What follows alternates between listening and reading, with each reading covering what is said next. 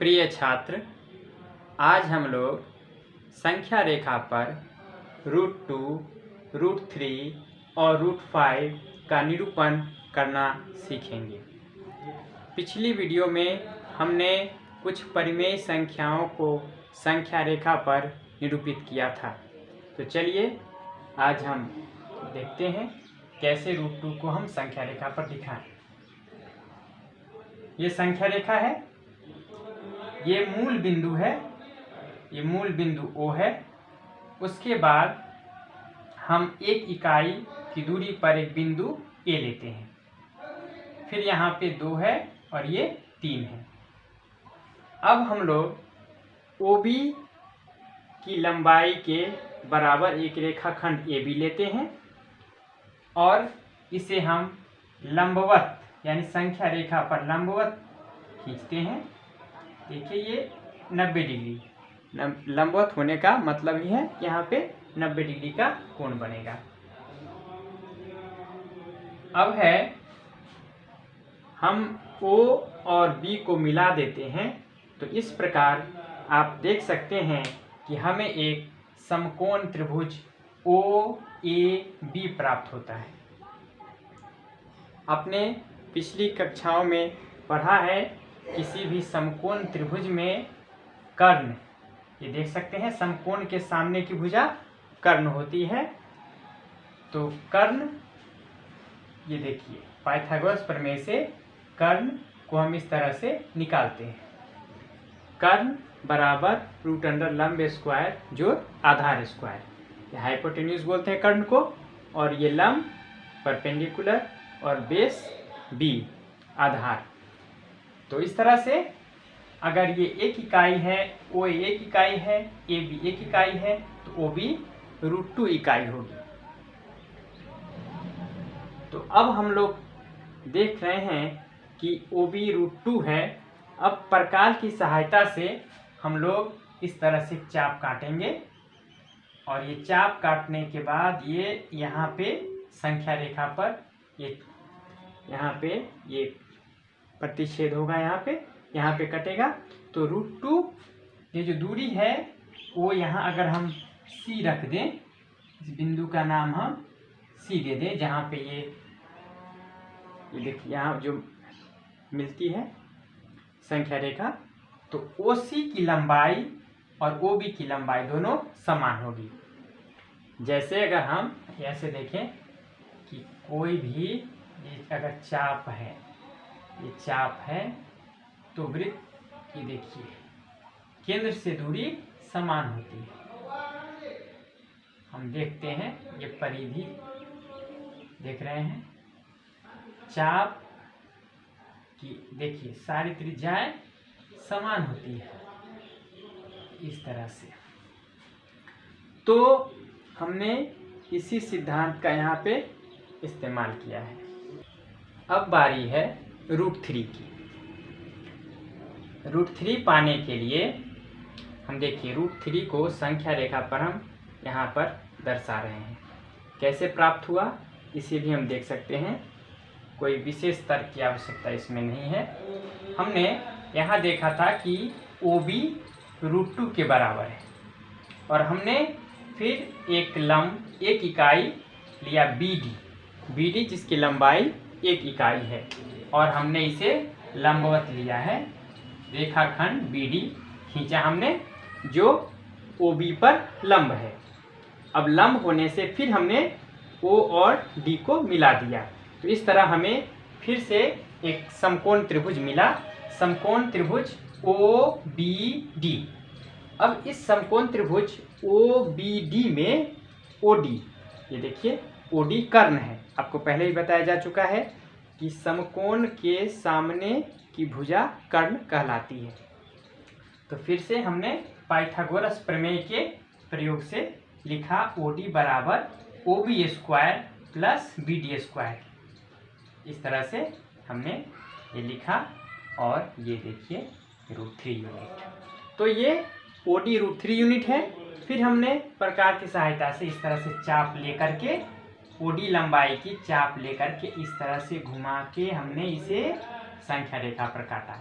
जहाँ कट गया वहीं पर ये बिंदु √3 है। तो हमने संख्या रेखा पर बिंदु √3 को दिखा दिया। अब हम देखते हैं कि √4 को कैसे संख्या रेखा पर दिखाएं। वैसे आप सब जानते हैं कि √4 एक परिमेय संख्या है, क्योंकि हम इसका मान जानते हैं 2 होगा। √4 = 2 यूनिट्स। तो हमें तो √5 का निरूपण करना है, लेकिन हम इस तरीके में आते हैं तो √4 पर भी थोड़ा विचार हो जाए। ये √4 हमको ज्ञात करना है ऐसे, तो आप √3 और ये देख लीजिए 1 यूनिट, फिर ये 90 डिग्री है और इस तरह से फिर ये OE = पाइथागोरस प्रमेय से ये 2 यूनिट्स। तो हमने √4 का भी निर्धारण किया। तो यहाँ पे जो देख रहे हैं आप, ये 2 है, यहाँ पे आकर के इस तरह से आके हो जाएगा। आगे हम देखें √5। √5 कैसे मिलेगा? √4 हमने ज्ञात किया और ये 90 डिग्री ऐसे हमने, फिर 1 यूनिट है EF 1 यूनिट। तो इस तरह से हम OF √5 यूनिट हो जाएंगे और फिर हम चाप लेकर के इस तरह से यहाँ पर संख्या रेखा को काटेंगे। तो यहाँ पे ये √5 हो जाएगा, ये √5 हो गया। हम देखते हैं कि कोई भी धनात्मक पूर्णांक अगर ये n-1 है, धनात्मक पूर्णांक n है, अगर ये पता है, हमें ध्यान दीजिएगा n क्या है? धनात्मक पूर्णांक। ये है धनात्मक पूर्णांक।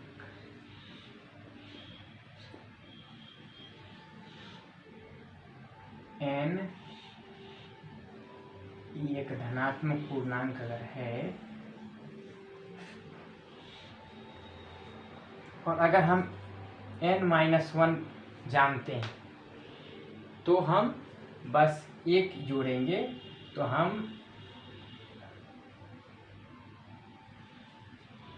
यदि इतना ये ज्ञात है, देखिए अगर ये हमें ज्ञात है तो इतना को आसानी से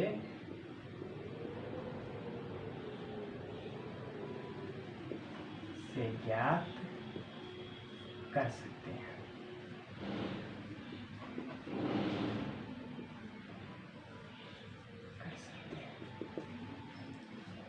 तो आसानी से ज्ञात कर सकते हैं।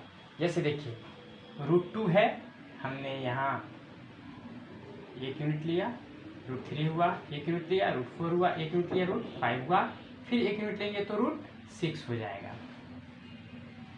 तो इस तरह से हम लोग यदि n-1 √n-1 का अगर हम संख्या रेखा पर दिखा सकें तो √n को भी आसानी से दिखा सकते हैं। अब हम आपको किस तरह से कॉपी पर आप खींचेंगे इस संख्या रेखा को, ताकि हम √2, √3 और √5 को दिखा सकें, तो वो हम कॉपी पर आपको खींच करके दिखाएंगे।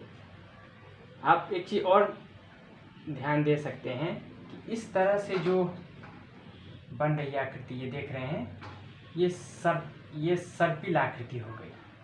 तो वर्गमूल ये आप देख सकते हैं कि स्पाइरल बन रहा है, अंग्रेजी में स्पाइरल बोलते हैं सर्पिल को। तो सर्पिल आपको नज़र आएगा। इस तरह से आप क्रियाकलाप कर सकते हैं घर पे, और वो आपको NCERT की किताब में दी हुई है, आप उसे करें। अगर कोई परेशानी हो तो आप मुझसे कमेंट करके पूछ सकते हैं, मैं आपके कमेंट का जवाब दूंगा। अब हम कुछ प्रश्न देख। कॉपी पर हम किस तरह से √2 को दर्शाएंगे संख्या रेखा पे, ये देखिए। हम 1 इंच को 1 इकाई मान के चलते हैं। यहाँ देखिए 1 2 और ये 3, यहाँ पे 1 इकाई मान लेंगे हम। ये बिंदु, यहाँ जो बिंदु है ये ए है, और ये देखिए ये 3 है। यहाँ पर हम 1 इंच फिर लेंगे 1 इकाई के लिए, और यहाँ पे हम लंब खींच करके इस तरह से हमने लंब खींचा, ये भी 1 इकाई, और इस पे यहाँ पे हमने बिंदु इसको बी कह दिया। अब चूँकि ये 90 डिग्री है, ये लंब है, इसलिए अब हम इसको मिला देते हैं। देखिए ऐसे हमने मिला दिया, तो पाइथागोरस प्रमेय से हमने बताया ये √2 हो गया। और देखिए यहाँ पे चाप, ये यहाँ पे आपको देखिए ये √2 के बराबर मान करके हम चाप लेते हैं, और ये देखिए ये पॉइंट ऑफ इंटरसेक्शन, यहाँ देखिए जहाँ पे ये कटा है ये बिंदु ये √2 को दिखाएगा, तो यहाँ पर ही ये है √2। ये देखिए यहाँ पे √2 स्थित हुआ, क्योंकि ये जो भी इसको हम C मान लें अगर, तो OC और OB ये बराबर लंबाई की होगी। अब हम अगर √3 को दिखाना चाहें तो क्या करेंगे, बस इस पे 1 इंच हम ले रहे थे ना, हम यहाँ पर मान लें कि ये 1 इकाई अंग्रेजी में यूनिट बोलते हैं, 1 unit is equal to 1 inch हमने लिया है। तो हम इस तरह से लेते हैं अगर, तो यहाँ देखिए 1 इंच फिर हम यहाँ लें, लंबवत लेंगे। आप जब रचना चैप्टर पढ़ेंगे कंस्ट्रक्शन, तो उसमें पढ़ेंगे किस तरह से 90 डिग्री का कोण बनाया जाए। वैसे चांद की सहायता से भी 90 डिग्री का कोण बनाना आप जानते हैं, पिछली कक्षा में आपने पढ़ा होगा, लेकिन अभी ये चांद उपलब्ध नहीं है, इसलिए आपको समझाने के लिए हम लोग बिना चांद के ही बता रहे हैं। ये लंब हमने खींच लिया, और ये भी 1 इकाई है, तो ये 1 इकाई है, तो फिर ये क्या हो जाएगा, यहाँ देखिए √2 हम मिला देंगे, तो पाइथागोरस प्रमेय के प्रयोग से ये भी हम निकालेंगे, तो ये होगा √3। अब इसको हम D मान लें, तो OD हो गया √3। फिर हम इस पे भी अगर लंब ले लेते हैं 1 इंच, देखिए आप ये देखिए 1 इंच, ये हम अगर लेते हैं तो क्या होता है, ये हो जाएगा √4, ये हो जाएगा √4। अब देखिए यहाँ देखिए, यहाँ से OD को त्रिज्या मानकर जब हम ये चाप खींचेंगे, तो ये हो गया √3, यानी ये पॉइंट हो गया √3। और जब हम इसको मान के चलें, देखिए तो ये 2 पर आ जाएगा, लगभग इसमें थोड़ा ध्यान रखना पड़ता है, छोटा बड़ा थोड़ा सा होने पे ये सही बिंदु पे नहीं कटेगा, तो इसको हम लोग सावधानी बरतते हुए कर सकते हैं। ये देखिए लगभग हम लोग यहाँ पे ये 2 के पास आ गया। ये देखिए ये 2 पे आ गया। √4 = 2 होता है। अब देखिए 2 पर ही ये यहाँ बिंदु 2 था, यहाँ पे ही कटा है। अब आगे हम देखते हैं √5। अब 1 इंच फिर हम लंबवत लेते हैं यहाँ। देखिए ये रहा ऐसे, ये भी लंबवत है। इसको मिलाएंगे तो ये √5 हो जाएगा। ये देखिए ऐसे ये रहा। अब इसको हम लोग चाप बना के खींचे तो ये देखिए इस तरह से ये रहा।